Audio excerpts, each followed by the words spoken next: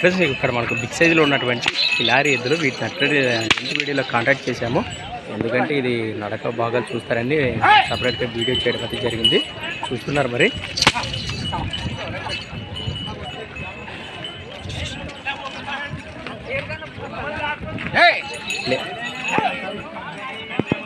ఎద్దులు ప్లస్ మరి compound vases గుడంతా అది 1,80,000 1,80,000 చెప్తున్నారు వీటిని.